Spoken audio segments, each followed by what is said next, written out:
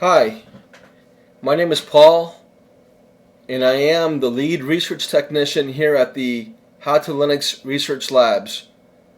Today's video is how to install the Kodi Entertainment Center on Pop! OS Linux 22.04. Okay, so let's get started. Okay, so we're going to install the Kodi Ultimate Entertainment Center on my POP installation 2204 here. Okay, so quick little background about what Kodi is, real quick. Kodi is a free and open source media player application developed by the Kodi Foundation, a non-profit technology consortium. Kodi is available for multiple operating systems and hardware platforms, featuring a 10-foot user interface for use with televisions and remote controls. It allows users to play and view most videos, music, podcasts, and other digital media files from a local and network storage media and the internet. Okay, so let's get started here.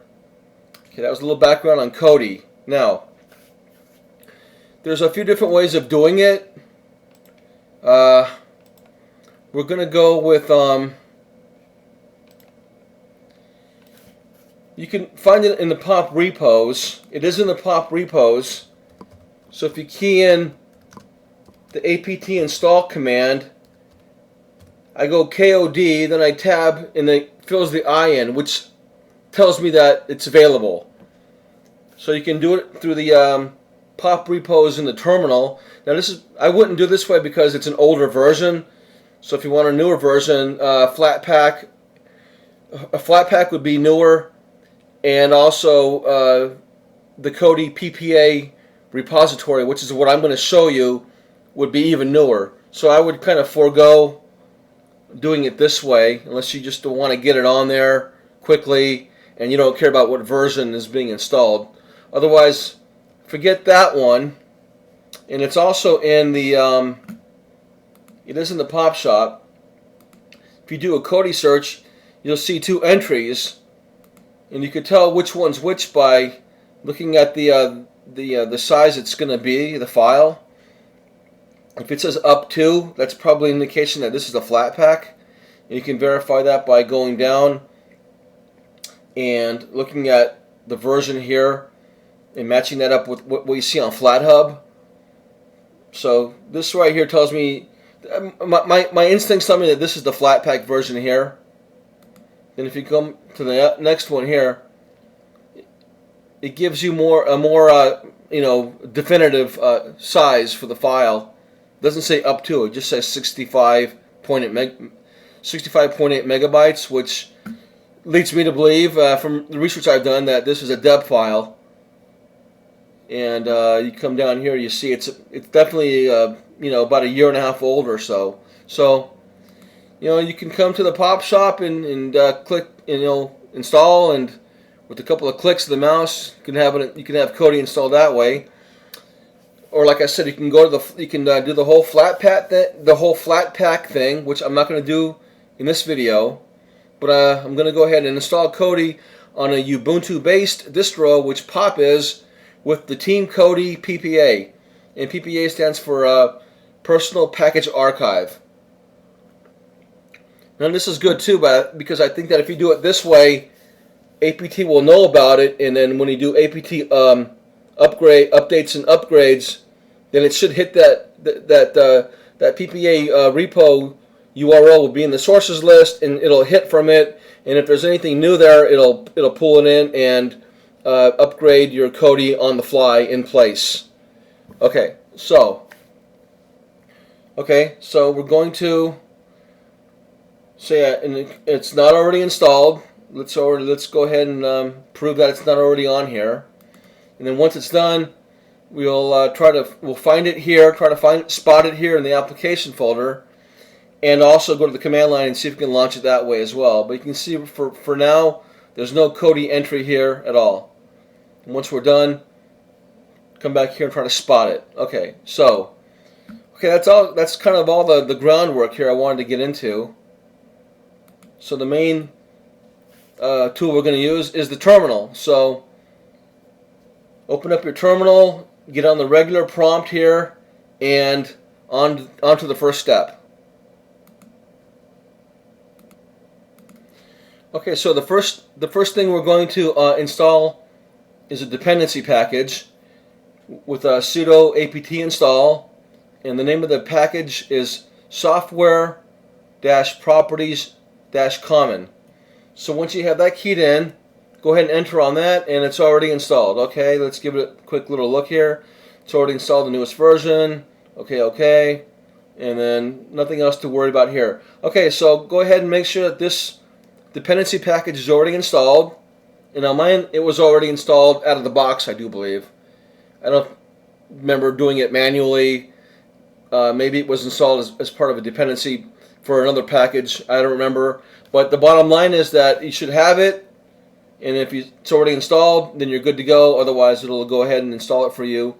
Then you'll be all set with that first step. Then we can go on to the second step, which is we're going to use apt to add the repository to our sources list.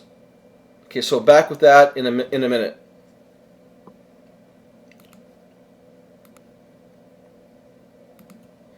Okay, so the second step, once we've installed that one needed dependency package, we're going to go ahead and add the Kodi repository here. Now there's three we can use. One's kind of a nightly, very unstable probably. One is more of an unstable, so we don't need those. The one I'm going to use is the final release build. It's stable, essentially. So now the actual URL is longer than this. This is, I guess, a stub version of it. But it'll know that there's an actual more fully defined URL that it's going to have to add to the repository list. So don't worry about whether it doesn't look like an actual, HTTP repository URL here. It's going to actually add it the way it should add. Okay, so we're going to go into a sudo session since we're a regular user. We're not logged in as root with the hash mark, and then add to apt a repository. And it's going to add this right here. I guess it's, like I said, I think it's called maybe a stub or whatever, but it is associated with a longer, fully recognizable traditional HTTP URL. Okay, so we're going to go ahead and add it here.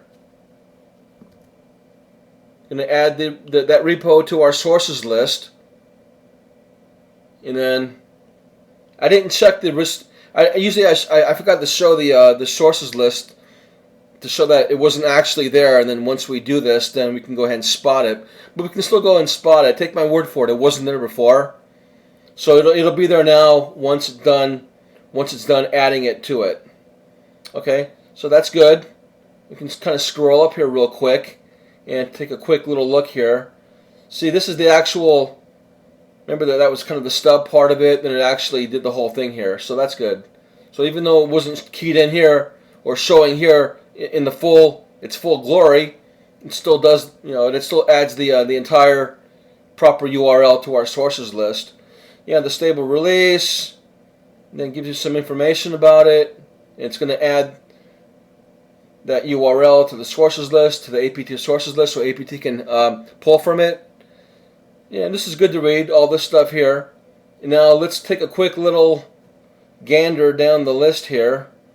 And yeah, it doesn't come up as Kodi, but I know that it's this XBMC PPA. I'd have to look that up to see what the XBMC, off the top of my head I don't remember what that signifies. But I know that these team XBMC entries are related to Kodi. Okay, so that's good. Okay, so it's been added, and it wasn't there before, but it's been added to our sources list now. And I'm not sure if for Kodi you have to actually update the apt cache so that it becomes aware of the repo.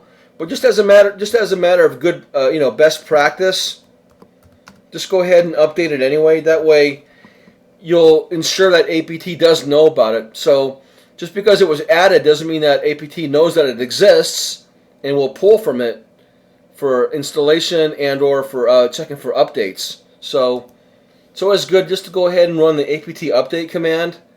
That way you'll ensure that APT is going to be aware that this exists and that it could pull from it. Okay, so that's pretty good up to that point there.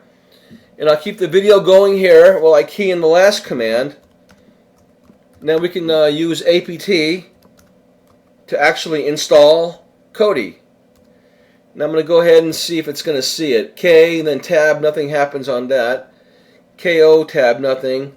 Now KOD, and then if I tab, it should fill in the last I, right? Okay, good. It recognizes it. That's a pretty good sign that it's in its cache, it's in its its cache, and it's in the environment, and it's aware of it, and that it's going to be able to work with it. Okay, so let's go ahead and install Kodi this way. Enter on that, and okay, I didn't put in a Y flag here, which is good. I kind of like to be prompted, to be honest, so I can see what it's going to do. So I can just take a pause and just see what's going on with the environment as far as relating to the installation I'm trying to do. So if you put a -Y here somewhere, then it would have just probably gone ahead and just started downloading and installing. So it's going to do some other dependencies, helper packages and whatnot. Suggested I would probably forego that unless you know that you need these for sure. So then, yeah, it's going to install all, Kodi and all these other packages new as well. Okay. All right. So then it tells you down here, 44 megabytes of archives will be installed. Are you okay with that? Yes, I am. Okay. So we're going to go ahead and key in the Y. It does say capital Y here, but a small case Y will work as well. So small Y, enter on that. And it's going to pull from that, APT is going to pull from that repo that we just added. It's going to pull in the Kodi package and install it. And then back when it's installed.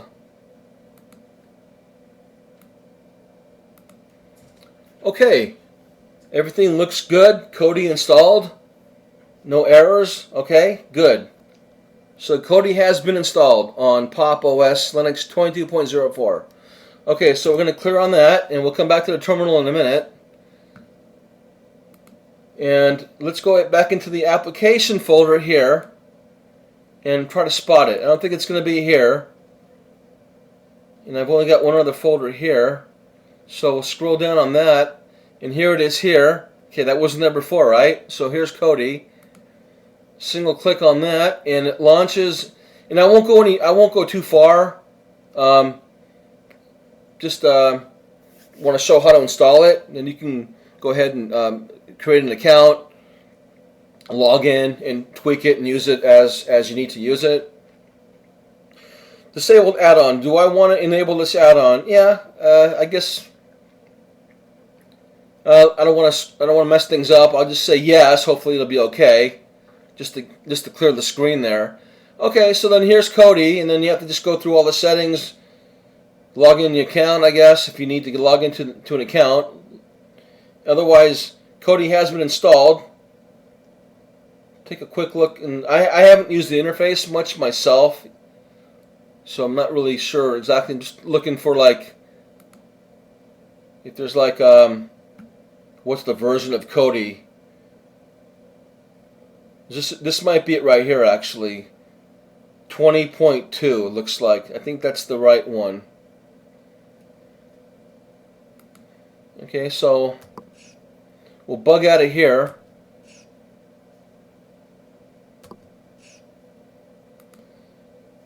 Okay, so that was what, 20.02, right? 20.2. Okay, let's go back and I'm just curious myself. This is the flat pack. Yeah, 20.2. Okay, so that was actually the version. I always like to check the version to make sure that what version I have, and does it line up with what version I thought I was going to get? But yeah, that's fine. So 20.2 and that other deb entry here, if you go down, you see it's 19.4. You know, that's a good, what, year and a half or whatever. This is also a good place to come to get homepage information, a couple other things. So, I mean, there's some use for PopShop here. Otherwise, I'd just go to the Kodi homepage. Okay, so we're good there. And then one more thing. It's always good to try, you know, obviously it's great to use the GUI to launch things. But let's say you can't launch it from here. Or there's it's crashing, or it's problematic somehow. Or it's not here. The icon's not here, but you know you installed it. Okay. Fret not. Go to the terminal and try to launch it from here. Now it's not always going to be. I'm going to use Kodi. I'm not 100% positive it's going to be the right command, but that's what I'm going to go with now. If it doesn't work, then I would have to research and see what the actual command would be. But I think Kodi will work. So you can come to the terminal. Key in the name of the program. Okay, that was good. Okay, so we're going to get out of here. So that worked as well. We're going to exit out of here. Okay. And then a couple good things about using the terminal to launch things. You know, it's kind of a fallback. If you can't find it in your application folder, there's no icon launcher, it doesn't launch, it crashes, it's problematic and whatnot. If there's anything about doing it this way that's just not right, then just go to the terminal, find whatever the command is for the program you're trying to launch, key it in, hopefully it'll launch, and if there's any problems upon launching, it'll show up here, and hopefully it'll be something you can use to debug the problem. Or even if it launches fine, you can still keep it open and then work in the actual GUI, and whatever you do in the GUI will kind of log here. So even if there's no problems, you can still see what some of the some of the system calls are, and just some feedback as to what's going on behind the scenes when you're working in the GUI front end. You can see what's going on the back end, essentially. But by doing it this way, you have to keep the process open in the terminal to keep the front end process going, because if you kill this process, you lose the front end, and if you kill the front end, then you'll lose the process here in this tab in this window. So it's good to do this way. It certainly has its benefits. And one thing to keep in mind, though, is that if you do it this way, you have to always kind of keep a dedicated tab, one window open and at least one tab dedicated to running that program. You have to keep one process always running. But you can open another window or another tab inside the window here. So it's not a big deal, but it can kind of clutter up your workflow a little bit. So let's see really quick here before we end the video here. Let's just take a quick look. Some of it's really cryptic. You have to really sit there and really try to figure out what it is that it's trying to tell you. It's not always in plain English. So anyway, there's nothing here to troubleshoot, but you can still kind of see what happened when so probably if you did it when you launch it manually, you don't see all this output, but this is what's happening behind the scenes. It's just that here you're able to see it because of the, I guess it's because of the verbosity or whatever of the whole thing. Anyway, the terminal is a good way to launch things too, kind of a plan B in case your plan A GUI doesn't work. Okay, so nothing really there to try to digest too much. So we're clear on that. Go back to our Pop desktop there, okay, and that's pretty much about it for this video. So that was how to install the Kodi Ultimate Entertainment Center 20.2 on Pop OS Linux 22.04. Okay, so I am Paul, and I am the lead research technician here at the How to Linux Research Labs, and I thank you for subbing and watching, and for your comments and your feedback. Thank you very much. Until my next video. Bye-bye.